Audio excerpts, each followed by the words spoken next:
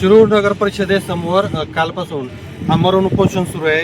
महबूबाई सय्यद यांच्या एका मुद्द्यामध्ये या कुत्र्यांचं जे निर्बीजीकरण करत असताना त्यांचे कान कापलेले आहेत. खरोखर असं वाटतंय की ते या उपोषणकर्त्याला सांगायला आलेत की आमचाही प्रश्न मांडा, कारण त्यांनी तो प्रश्न मांडलाय. आपण त्यांच्याकडून जाणून घेऊया की हा मुद्दा कोणता आहे. या कुत्र्याला इथं सांगायचंय असं दिसतंय की आमचं कुठतरी निर्गुणपणे ते कान कापलेत आणि कायदेशीर गुन्हा आहे. तुमचा एक मुद्दा आहे. उपोषणकर्ते झोपलेत, आता आपण उठू त्यांना. तुमचा जो मुद्दा आहे की जे निर्गुणपणे हे जे निर्बीजीकरण करतात त्यांचे कान कापले, तर ते खरोखर कुत्र आलंय भेटायला असं वाटतंय. काय मुद्दा आहे तो? ॲक्च्युली नगर परिषद शिरूर शहरातील भटक्या कुत्र्यांचं निर्बीजीकरण ची प्रक्रिया राबवत आहे असं सांगत आहे. परंतु एकीकडे निर्बीजीकरण केलेल्या काही शहरातील कुत्र्यांना त्यांनी त्या कुत्र्याचं निर्बीजीकरण केलं ह्याचा पुरावा देण्यासाठी त्यांनी कुत्र्यांचे कान कापलेले आहेत. आणि ही जनावरांचं कान कापणं म्हणजे ही अमानुष घटना आहे. कायद्याच्या भाषेत सांगितलं तर ती क्रुएल्टी आहे आणि तो कायदा आहे. जर जनावरांना असं कोणी जर जखमा करत असेल तर त्यांच्यावर गुन्हे दाखल झाले पाहिजे ही आमची मागणी आहे. आपण ते कुत्रा प्रतिनिधी म्हणून आले त्याच्याशी संवाद साधण्याचा प्रयत्न करतो. काय बोलतंय का ते? क्लोजअप करा त्याला. ते कान कापले त्याचे ते दिसतंय. मला तुला हे घाबरतंय आता, पण खरोखर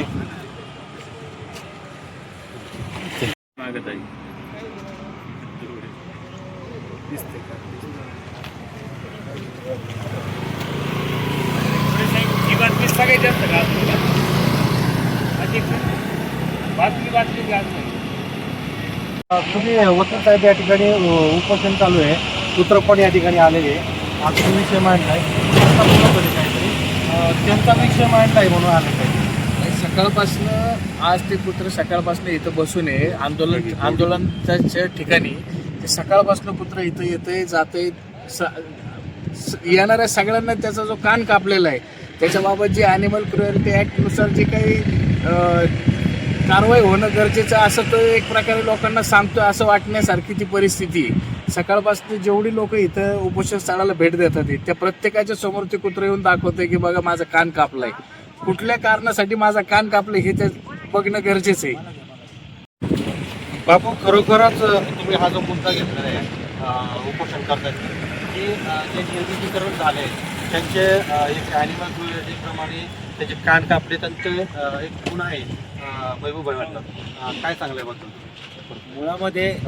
मुळामध्ये या ठिकाणी महबूबाई सय्यद हे मागील वर्ष दीड वर्षापासून विविध विषयावर नगर परिषदेसमोर उपोषण करतात आणि भटक्या कुत्र्यांनी चाव घेण्याचं प्रमाण शिरूर शहरात जास्त होतं.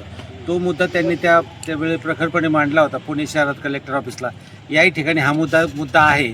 आणि आज जरी काही लोक गावातले म्हणत असतील की या ठिकाणी उपोषणस्थळी कोणी कुत्रही जात नाही, पण खरोखर कुत्रा या ठिकाणी सकाळपासून बसून आहे आणि तो त्याची जसं काय त्याला बोलता येत नाही पण अबोलपणे तो त्याची व्यथा मांडतोय की माझा सुद्धा कान कापलेला आहे आणि माझी सुद्धा व्यथा आहे आणि मला ज्या वेदना होतात त्या सांगण्यासाठी त्यांनी इथं प्रयत्न केलेला आहे.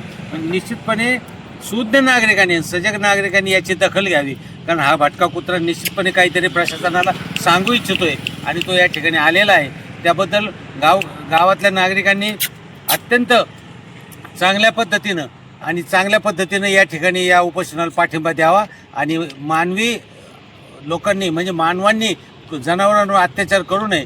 जरूर निर्बीजीकरण नगर परिषदेने करावं, पण ते त्यांचे कान कापू नये, वेगळ्या प्रकारचं टॅग लावू नये, की अन्य काही त्या प्रकरणात काही करता येईल का असं करावं अशी आमची इच्छा आहे.